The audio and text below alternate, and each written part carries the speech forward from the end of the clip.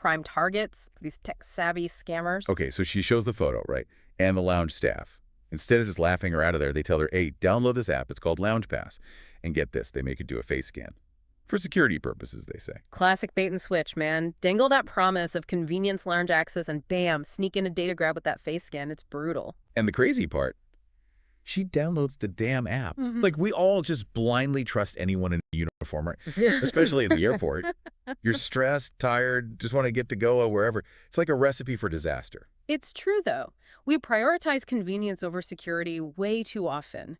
Click agree without reading anything, download apps without checking reviews, hand over our data without even thinking. Here's the real kicker, though. She didn't even end up using the lounge. Just grabbed a coffee at Starbucks, went on her merry way, and meanwhile, these digital thugs, they're busy setting their trap. This is where things get interesting, technically speaking.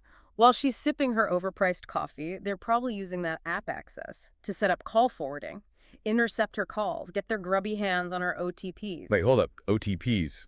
What's that? Not everyone here is a tech genius, you know? Right, sorry.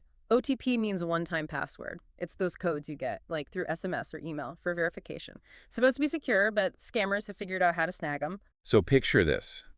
This woman is dealing with a family medical emergency, her parents in the hospital, and these vultures, they're siphoning money straight from her phone pet account. Yeah, that's the real messed up part. They prey on her vulnerability. They know she's distracted, less likely to notice something's wrong. And the worst part? She thinks her phone's just acting up, blames it on Airtel, which, let's be real, is a pretty standard assumption for most of us, right? Totally. They use our everyday frustrations against us, make us think suspicious activity is just normal.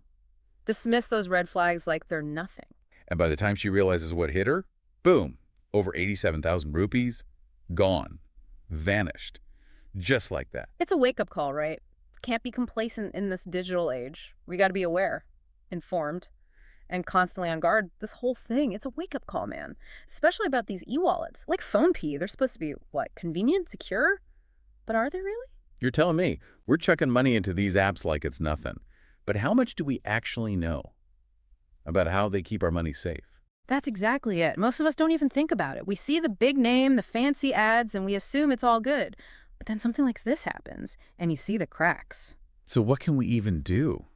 Besides, like, going full-on caveman and burying our cash in a hole in the ground? First things first, two-factor authentication. On all your financial apps, it's an extra layer of protection. So even if they get your OTP, it's harder for them to get into your account. Two-factor what now? That's that thing where you get a code on your phone, right? See, told you, not a tech whiz. Exactly. It might seem like a pain, but trust me, it's worth it. Oh, and this is important. Be super careful with any app that wants a ton of permissions. Especially screen sharing, that's a big red flag. Right. Like, why does a lounge app need to see what's on my screen?